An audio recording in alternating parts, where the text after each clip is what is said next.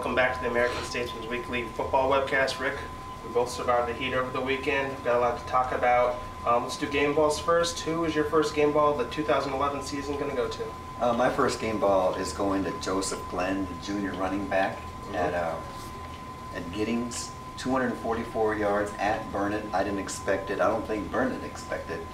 He gets 3 touchdowns, and he had a 75-yard kickoff return to start the second half. So he gets an obvious game ball. Very, very explosive player. I'm going to just do my 2 game balls back to back since they have the same last name, but I'm going to go with Westwood's Ben Johnson and Hendrickson's Dajae Johnson. Let's start with Hendrickson. That Johnson, 377 yards, 2 touchdowns, only 13 carries. And that came against the Vista Ridge defense that was really good last year. Last year, Vista Ridge only let 2 rushers run for over 100 yards, and Johnson ran for 377 and leading Hendrickson to a pretty big win to start the season. And Ben Johnson over at Westwood, 21-13 win over Cedar Park.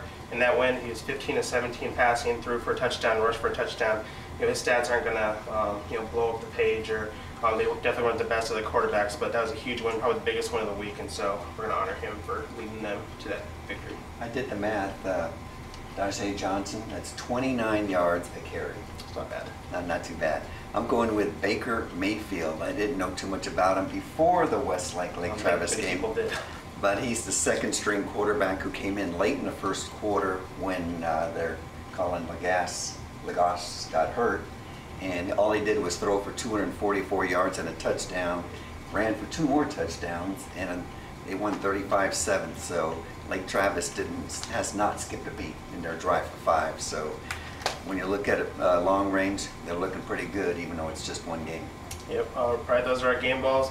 As always, join us throughout the season, and we'll be honoring the local heroes who are stepping up on Friday nights.